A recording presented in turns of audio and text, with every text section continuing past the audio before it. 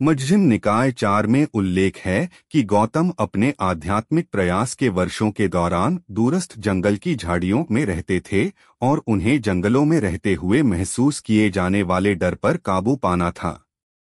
183 निकाय ग्रंथों में वर्णन है कि तपस्वी गौतम ने वैदिक ब्राह्मणिक ध्यान के 2 शिक्षकों के अधीन अभ्यास किया था।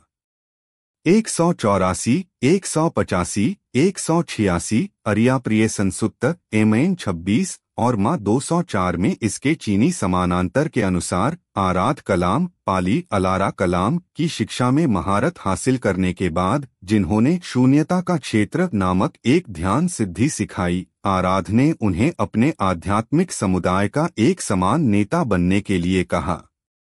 187, 188 गौतम इस अभ्यास से असंतुष्ट थे क्योंकि यह न तो घृणा की ओर ले जाता है, न वैराग्य की ओर, न निरोध की ओर, न शांति की ओर, न ज्ञान की ओर, न जागृति की ओर, न निर्वाण की ओर, और उदरक रामपुत्र पाली उदक रामपुत्र के शिष्य बन गए। 189, 190 उनके साथ उन्होंने ध्यानात्मक चेतना के उच्च स्तर, जिसे न बोध का क्षेत्र और न ही अबोध का क्षेत्र कहा जाता है, को प्राप्त किया और उन्हें फिर से अपने गुरु के पास जाने के लिए कहा गया। लेकिन एक बार फिर वे पहले जैसे ही कारणों से संतुष्ट नहीं हुए और आगे बढ़ गए। 191 कुछ सूत्रों के अनुसार अपने ध्यान शिक्षकों को छोड़ने के बाद गौतम ने तपस्वी तकनीकों का अभ्यास किया। 192 शुरुआती ग्रंथों में वर्णित तपस्वी तकनीकों में बहुत कम भोजन का सेवन, सांस पर नियंत्रण के विभिन्न रूप और बलपूर्वक मन पर नियंत्रण शामिल है। ग्रंथों में बताया गया है कि वह इतना क्षीण हो गया था कि उसकी हड्डियां उसकी त्वचा के माध्यम से दिखाई देने लगी थीं। 194 महासच्चक सुत्त और इसके अधिकांश समानांतर इस बात पर सहमत हैं कि तप को चरम पर ले जाने के बाद गौतम ने महसूस किया कि इससे उन्हें निर्वाण प्राप्त करने में मदद नहीं मिली थी और उन्हें अपने लक्ष्य का पीछा करने के लिए ताकत हासिल करने की जरूरत थी।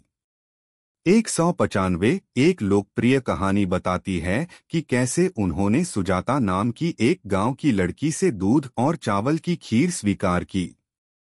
196 के अनुसार तप से नाता तोड़ने पर उनके 5 साथियों ने उन्हें छोड़ दिया क्योंकि उनका मानना था कि उन्होंने अपनी खोज छोड़ दी है और अनुशासनहीन हो गए हैं।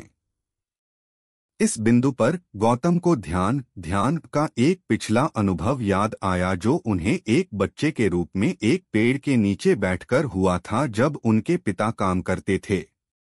195 यह स्मृति उन्हें यह समझने के लिए प्रेरित करती है कि ध्यान मुक्ति का मार्ग है और फिर ग्रंथों में बुद्ध को चारों ध्यानों को प्राप्त करते हुए दर्शाया गया है। इसके बाद 3 उच्चतर ज्ञान तेविज्जा एक्स की प्राप्ति हुई जो 4 आर्य सत्यों में पूर्ण अंतर्दृष्टि के साथ समाप्त हुआ, जिससे पुनर्जन्म के अंतहीन चक्र संसार से मुक्ति मिली।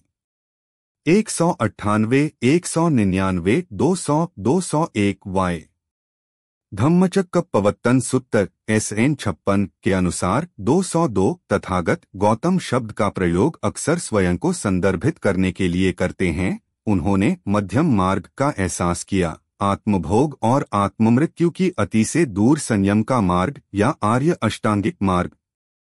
202 बाद की शताब्दियों में गौतम को बुद्ध या जागृत व्यक्ति के रूप में जाना जाने लगा।